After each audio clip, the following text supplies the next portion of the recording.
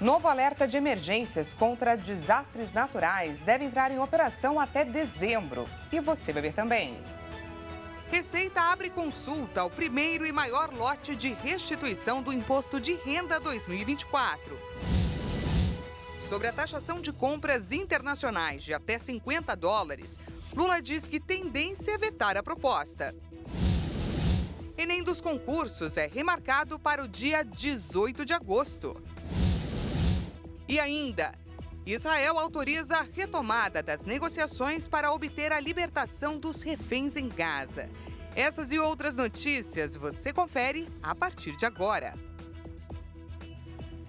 Olá, seja bem-vindo. Chegamos ao vivo, agora são 13h04 para te contar o que é assunto no Brasil e no mundo nessa quinta-feira.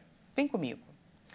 Um novo sistema de alerta de emergências do país deve entrar em operação até dezembro para todos os estados das regiões Sul e Sudeste. As mensagens vão chegar pelos celulares dos moradores, mas antes disso, o governo vai testar o sistema em 10 municípios de menor porte. Vamos ver.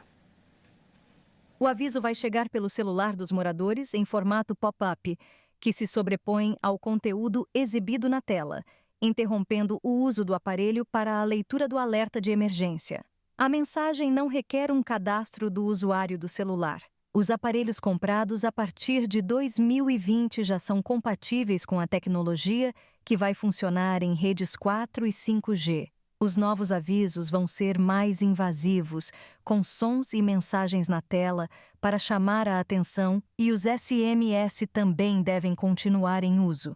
Antes de pôr em prática, o sistema deve ser testado em pequenas localidades. A Defesa Civil vai operar o sistema e delimitar uma área em situação de risco para emitir o sinal. O novo alerta de emergências do país deve entrar em operação até dezembro para todos os estados das regiões Sul e Sudeste, quando começa o verão e a maior incidência de chuvas. Até lá, o sistema deve ser testado pela Defesa Civil em ao menos 10 municípios brasileiros. Segundo a Defesa Civil, foram escolhidas cidades pequenas com o histórico de desastres. E a instabilidade climática faz chover forte no Rio Grande do Sul, pelo menos até sábado. Com mais chuva em Porto Alegre, o nível do Guaíba voltou a subir. Em Pelotas, chegou a cair granizo em algumas regiões. Vamos ver. A forte chuva que voltou a cair sobre Porto Alegre fez o nível do Guaíba subir nesta quinta-feira. Foram 14 centímetros em quase 5 horas. Apesar disso, o Guaíba permanece abaixo de 4 metros. Altura que ainda está acima da cota de inundação, que é de 3 metros. Isso porque o nível já tinha caído mais de 3 metros na noite de quarta-feira e voltou a subir para 3,96 metros entre 1 e 5 horas desta quinta. Ainda na quarta, ruas do bairro Menino Deus, na capital, voltaram a alagar. Parte da população já voltou para a casa e enfrenta outros problemas como o esgoto, animais mortos e mau cheiro. Ainda assim, há mais de 20 mil pessoas em abrigos na cidade. Em Pelotas, houve queda de granizo no final da tarde desta quarta-feira. Moradores registraram a forte tempestade com granizo em bairros do município. A instabilidade na região também pode influenciar no nível da Lagoa dos Patos. Segundo a Prefeitura de Pelotas, a medição era de cerca de 2,5 metros.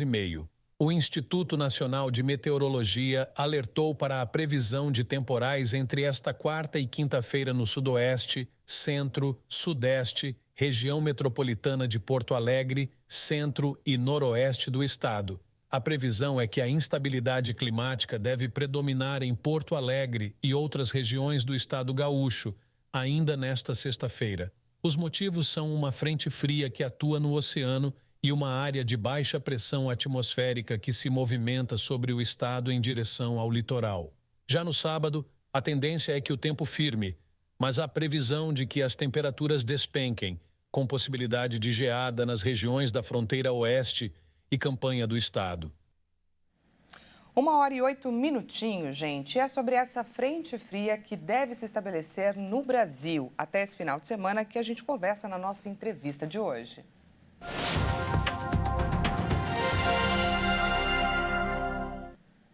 Recebo agora a Luísa Cardoso, que é meteorologista e porta-voz da Climatempo. Seja bem-vinda.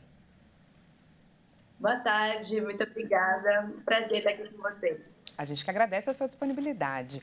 A primeira pergunta, Luísa, que eu te faço, que sistema é esse, como ele deve se comportar no sul do Brasil, como que ele deve impactar no Rio Grande do Sul? A gente já viu alguns desdobramentos, principalmente na região sul, mas eu queria que você trouxesse um panorama mais geral para a gente. Tá, eu acho que talvez seja interessante a gente contextualizar também o que aconteceu lá atrás e o que ocorre agora.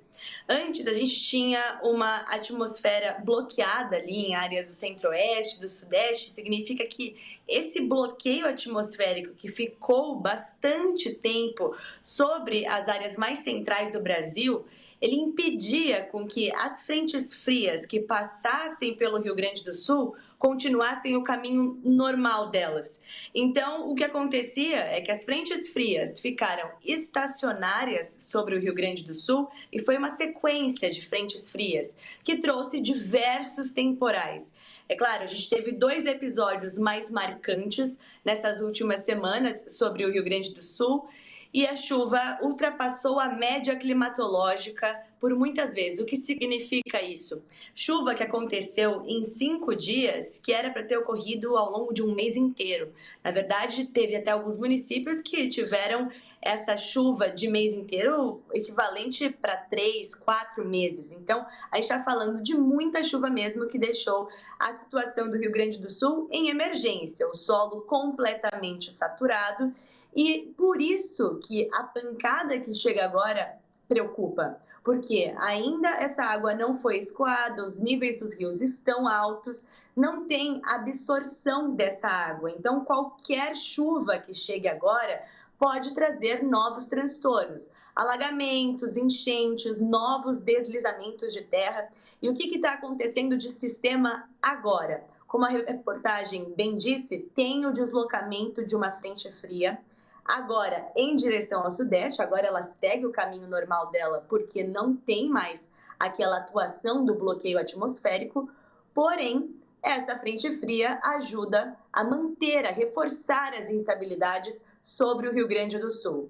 Então, hoje, o dia já começou com chuva, as pancadas devem continuar até o período da noite. Amanhã ainda teremos chuva. Até enviei um mapa para a produção do programa que mostra os volumes acumulados esperados, divididos por região ali do Rio Grande do Sul. Se a gente for observar as áreas do litoral norte, região metropolitana de Porto Alegre deve receber 150 milímetros de chuva. Isso é um volume muito elevado. Normalmente, no mês de maio, 150 milímetros são esperados para a cidade de Porto Alegre. A gente está falando de uma chuva de 2 dias, ao que vai chover o mesmo tanto que chove um mês. Mais uma vez, o cenário é perigoso, sim, porque além da chuva, tem possibilidade de granizo, tem possibilidade de rajadas de vento que ultrapassem a casa dos 90 km por hora. Então, são diversos transtornos que isso pode trazer. Destelhamentos de casas, queda de árvore, queda de galhos, enfim, queda de energia também nos locais que ainda há, porque muitos deles estão com a energia cortada de propósito para que não haja problema com a água que ainda está sobre as ruas. Então, ainda é sim alarmante a situação. E ainda depois da passagem dessa frente fria, no sábado a gente deve ter tempo firme sobre toda a região, mas aí o que vem à tona é o frio. Sempre na retaguarda de uma frente fria tem aquela massa de ar polar que fica atuando alguns dias sobre a região. E com isso as temperaturas vão cair ainda mais. Isso preocupa também porque a galera que está sendo resgatada muitas vezes não tem cobertor, não tem roupa adequada para receber esse frio. Então é um cenário todo de risco. Depois da chuva ainda vem essa onda de frio, até com possibilidade de geada na campanha gaúcha, e o que a gente chama também de chuva congelada, que é uma precipitação invernal. Em palavras assim mais simples, é como se a neve estivesse caindo lá do céu em direção à superfície e ela passa por uma camada de ar quente. Esse ar quente derrete ela, a neve, só que depois ela passa por outra camada de ar frio que a congela de novo. Então, nas áreas mais altas da serra, tanto gaúcha como catarinense, Na madrugada de sexta para sábado, ainda teremos essa possibilidade de chuva congelada. Infelizmente, não trazemos notícias boas para os gaúchos, mas é importante esse alerta da Clima Tempo para que eles fiquem atentos.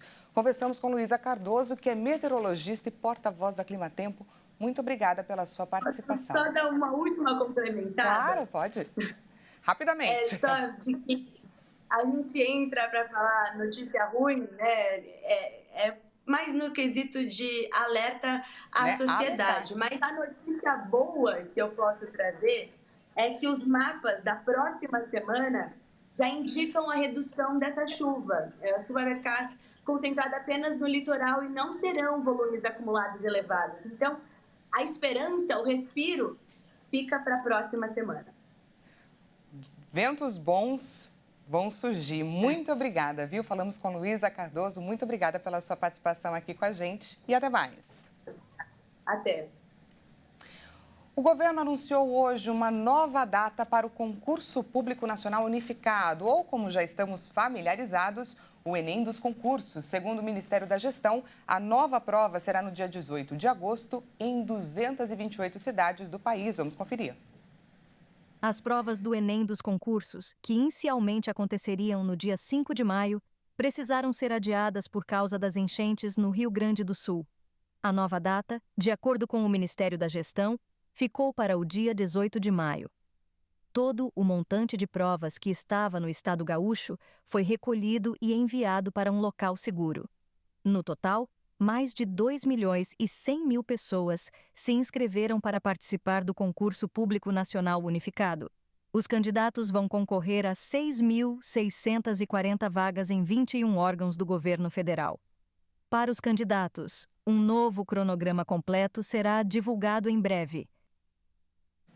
E vamos agora de destaque internacional. O Gabinete de Guerra de Israel autorizou a retomada das negociações sobre a libertação dos reféns capturados pelo Hamas e mantidos na faixa de Gaza.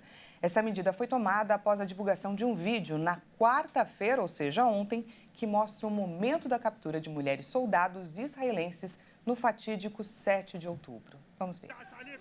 As famílias das 5 militares autorizaram a divulgação das imagens, que mostram as jovens, algumas com sangue no rosto, sentadas no chão de pijama, com as mãos amarradas atrás das costas. Em resposta ao vídeo, o primeiro-ministro israelense Benjamin Netanyahu reiterou que vai continuar lutando contra o Hamas para que isso não se repita. Com a mediação do Catar, Egito e Estados Unidos, as negociações para uma trégua fracassaram no início de maio por divergências entre as partes. No ataque de 7 de outubro, os comandos islamistas mataram mais de 1.170 pessoas em Israel, a maioria civis, baseado em informações divulgadas pelas autoridades israelenses. Os combatentes também sequestraram 252 pessoas. Israel afirma que 124 permanecem em Gaza, das quais 37 estariam mortas.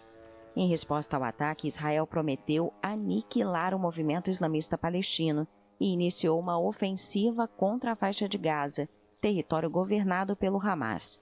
O Ministério da Saúde de Gaza afirma que 35.800 pessoas morreram na guerra, a maioria mulheres e menores de idade. A gente vai para um rápido intervalo e na volta falamos sobre a taxação de compras internacionais de até $50. Para quem está preocupado, Lula afirmou que deve vetar a proposta. E falamos também sobre imposto de renda. Consulta ao primeiro e maior lote já está disponível. Não perca! A gente volta já já.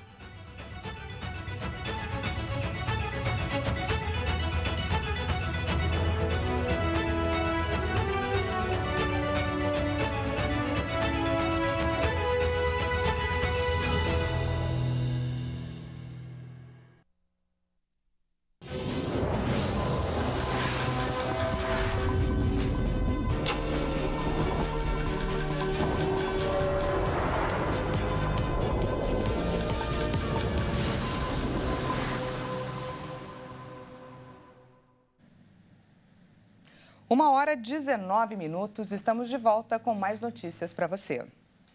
O presidente Lula disse hoje aos jornalistas que a tendência é vetar a proposta que acaba com a isenção das importações de até $50. Para ele, cabe negociação sobre esse assunto. A proposta, que cobra impostos sobre pequenas compras feitas no exterior, deve ser analisada pelo Congresso nesses próximos dias. Caso a medida seja aprovada pelos parlamentares, o presidente Lula disse que vetaria a cobrança de imposto para compras de até $50. Mas ele destacou que cabe negociação sobre o tema com o Congresso, para que não prejudique quem tem o costume de realizar compras de baixo valor fora do país. Você tem as pessoas que viajam, que têm isenção de $500 no seu shopping, que tem mais isenção de $1.000, sabe, que não pagam, que são gente de classe média, que tem uns 24 milhões de pessoas que podem viajar mais que uma vez por mês no exterior.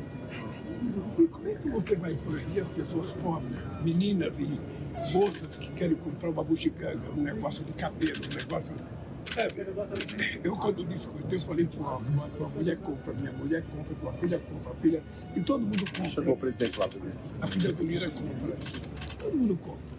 Então, o que nós precisamos é tentar ver um jeito de não tentar ajudar um prejudicando o outro, mas tentar fazer uma coisa uniforme. Obrigado. Estamos dispostos a conversar e encontrar uma saída. A Receita abriu hoje a consulta ao primeiro lote de restituição do imposto de renda. Ao todo, mais de 5,5 milhões de contribuintes serão contemplados nesta leva. E contribuintes que residem no Rio Grande do Sul terão prioridade. A Receita Federal vai pagar o maior valor em um lote de restituição do imposto de renda da história. Os pagamentos vão ser feitos a partir de 31 de maio, o mesmo dia em que se encerra o prazo para a entrega da declaração. Os gaúchos foram inseridos na faixa de preferência após as prioridades legais e antes daqueles que optaram pelos modelos de pagamento, via Pix e pela declaração pré-preenchida, em razão do estado de calamidade decretado no Rio Grande do Sul. Ao todo, mais de 5,5 milhões de contribuintes serão contemplados, com um valor total de crédito de 9,5 bilhões de reais. Segundo o fisco, somente no estado gaúcho serão restituídas mais de 880 mil declarações, incluindo exercícios anteriores, totalizando mais de R$1 bilhão. Além dos contribuintes do Sul, vão ter prioridade nesse lote de restituição idosos, pessoas com alguma deficiência física ou mental ou moléstia grave, quem tem o magistério como a maior fonte de renda e contribuintes que usaram a declaração pré-preenchida ou optarem por receber via Pix. Os pagamentos das restituições serão feitos em 5 lotes, sendo o último no dia 30 de setembro. Assim que a consulta estiver disponível, o contribuinte deve acessar a página da Receita na internet e clicar na opção Meu Imposto de Renda. Em seguida, basta clicar em Consultar a restituição e colocar o número do CPF. E o setor de turismo cresceu 122% em 2023, um avanço inédito e histórico. O levantamento é da Associação Brasileira das Operadoras de Turismo e a presidente executiva dessa entidade, que reúne as principais operadoras de lazer do país, Marina Figueiredo, comenta mais pra gente sobre o comportamento do brasileiro que tem investido cada vez mais em explorar as belezas e maravilhas do nosso país. Vamos ouvi-la. O estudo também revela para onde os viajantes foram em 2023. A gente tem um levantamento de quais são as regiões, os países, as cidades e as atrações mais comercializadas pelas operadoras durante o ano de 2023. Falando em viagens dentro do Brasil, a região que mais recebeu turistas no ano de 2023 foi a região do Nordeste, seguida pela região Sudeste e a região Sul em terceiro lugar. Quanto às cidades mais comercializadas, a liderança esse ano ficou com São Paulo, uma surpresa, já que é a primeira vez que a gente não tem uma cidade do litoral do Nordeste liderando essa lista de cidades que mais recebeu viajantes durante o ano. O segundo lugar ficou dividido com Maceió e Porto Seguro, seguido pela terceira posição, também dividida entre Porto de Galinhas e Recife. Quanto às atrações mais comercializadas, o primeiro lugar ficou com o Parque Beto Carreiro, localizado em Santa Catarina, seguido pelo Beach Park, localizado no Ceará, e na terceira posição as Cataratas do Iguaçu, no Paraná. Isso demonstra a grande diversidade de oferta de experiências que a gente tem pelo Brasil. Ao todo, foram 7 estados diferentes ocupando a preferência dos viajantes brasileiros, sejam como cidades mais visitadas, sejam como atrações mais visitadas. As viagens dentro do Brasil têm duração média de 5 a 9 dias. Pensa agora comigo, imagina uma estátua que representa ao mesmo tempo poder e liberdade. É claro que eu estou falando da Estátua da Liberdade, ou pela tradução do seu nome oficial em português, a liberdade que ilumina o mundo. Vamos saber mais sobre um dos mais famosos monumentos do planeta. A Estátua da Liberdade foi um presente dos franceses ao povo americano, como um símbolo da própria liberdade. A escultura neoclássica, com características que remetem ao equilíbrio e à razão, foi projetada pelo escultor francês Frédéric Auguste Bartholdi e construída por Gustave Eiffel, o mesmo que fez a Torre Eiffel. E foi em 1886 que a Senhora Liberdade foi apresentada ao mundo, com seus 354 degraus, que levam à coroa, aproximadamente, 4 milhões de pessoas a visitam por ano, em busca de ter uma experiência incrível. Mas saiba que subir 91 metros exige dedicação, o que diminui o número de pessoas que apreciam a linda vista. E antes de encerrar essa edição, vamos dar uma volta? Eu não sei você, mas eu fiquei curiosa para saber mais sobre a Estátua da Liberdade. Vamos então dar uma espiadinha juntos? A tecnologia vai nos transportar daqui dos estúdios da HIT, na região da Praça da República, para Manhattan, para a Ilha da Liberdade, onde fica essa linda estátua. E olha só, a ideia é te proporcionar o que, como vimos, poucos têm a chance. Ter uma visão desse monumento de cima para baixo, mostrando a imponência que a Senhora Liberdade passa para nós. E no ao vivo, voltamos então para o ponto de vista dos réis mortais, de baixo para cima, para confirmar como ela se mantém plena e maravilhosa ainda nesse ponto de vista. Com um pouco de neblina afetando a nossa visibilidade, é fato, mas nada que nos impeça de vê-la muito bem. A neblina se deve pelo céu nublado e a temperatura amena de 19 graus que faz agora, com uma chuva que vai indo e vindo. Outro fato que chama a atenção de vocês é para esses barcos que aparecem pequenininhos, mas que vira e mexe passam no entorno dessa ilha. Eles estão fazendo, é claro, um passeio turístico. E no horário, 1h atrás de nós aqui no Brasil. Então, enquanto aqui é 1h27, lá 12h27. E é com essas imagens incríveis que eu encerro esse jornal de hoje. Essa edição fica por aqui. Muito obrigada pela sua companhia. Uma excelente tarde de quinta-feira para você e até mais.